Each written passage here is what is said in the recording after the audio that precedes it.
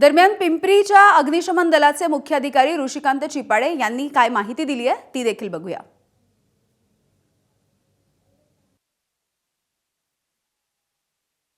आतमधली परिस्थिती एकदम भयानक होती।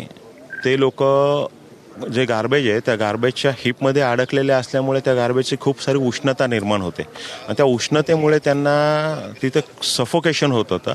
त्या सफोकेशनमध्ये त्यांना व्हेंटिलेशन मिळावं, एक्स्ट्रा एअर मिळावी या दृष्टीने मेकॅनिकल व्हेंटिलेशन आतमध्ये प्रोव्हाइड करण्यात आलं, ज्याच्यामुळे आतमधली इमारतीच्या आतमध्ये ज्या टॉक्सिक गॅसेस तयार होतात मिथेन जो प्रोड्यूस होतोय तर तो बाहेर निघावा व आतमध्ये फ्रेश एअर व्हेंटिलेट व्हावी व त्यांना ऑक्सिजन मिळाल्यामुळे त्यांचा सर्व्हायवल टाईम वाढावा या दृष्टीने आपण ऑक्सिजन प्रोव्हाइड केलं।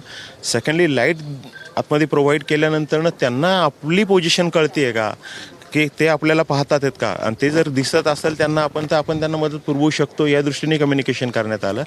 थर्ड वन, नॉईस चेक करत त्यांचा साऊंड घेत आपल्याला त्यांचे लोकेशन्स त्यांना नॉक करायला सांगितलं, कुठे तुम्ही आवाज करा, त्या आवाजाच्या पोझिशन्स घेत त्यांना आयडेंटिफाय केलं।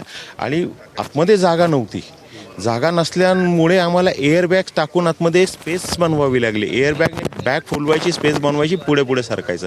त्यावेळेला स्ट्रक्चर जे आहे ते मूव्ह होऊ शकत नाही, पण आतमध्ये भरलेला जे गार्बेज आहे कचरा तो कॉम्प्रेस केला जाऊ शकत होता। तो कॉम्प्रेस करत करत पुढे सरकलं आणि ते लोक असे नाहीत की ते तिथे बसलेले आहेत, मग आतमध्ये टेबल खुर्च्या डायनिंगच्या ह्या ज्या गोष्टी आहेत याच्यामध्ये ते अडकलेले होते आणि ते सगळे ऑब्जेक्ट बाजूला करून त्यांना रिकवर करायला वेळ जात होता। खूप मोठ्या प्रमाणात शहरात पाऊस झाला आहे आणि या ठिकाणी फ्लॅश फ्लड झाला आहे आणि त्या फ्लॅश फ्लडमुळे त्या कचऱ्यानी सगळ्या त्या डोंगरांनी जागा सोडली आणि ह्या G+2 स्ट्रक्चरच्या टेरेसवरती त्याचा माल पडेल इथपर्यंत त्याची हाईट होती आणि त्या सगळा आघात तो वरनं 500-600 मीटर अंतरावरनं ह्या बिल्डिंगवरती आला आहे आणि ह्या बिल्डिंगवरती तो कलॅप्स झाल्यामुळे बिल्डिंग टिल्ट झाली आहे आणि बिल्डिंगचा जो पूर्वेकडचा भाग आहे तो भिंती तोडून मलबा जो आहे तो गार्बेज तो सगळा आतमध्ये आलेला आहे। जी ग्राउंडला पूर्णतः भरला आहे, फर्स्ट लेवलला तो नियर अबाउट 80% पर्यंत आतमध्ये गेला आहे आणि सेकंड लेवलला तो नियर अबाउट 50% मध्ये आतमध्ये गार्बेज आलेला आहे आणि त्यामुळे दुपारची वेळ होती, लोक लंच ब्रेकला कॅन्टीन असल्यामुळे त्या ठिकाणी जेवणासाठी पहिल्या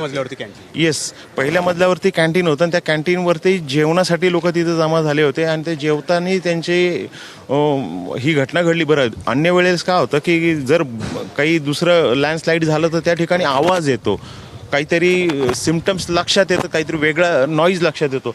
हे सगळं कचऱ्याचं असल्यामुळे या ठिकाणी काही आवाज आलाच नाही। याचं लेअरिंग जे आहे हे एकदम लूज होतं आणि ते लूज लेअरिंगमुळे ते न करता त्या बिल्डिंगवरती आल्यामुळे यांना पडायला काही स्कोप राहिला नाही।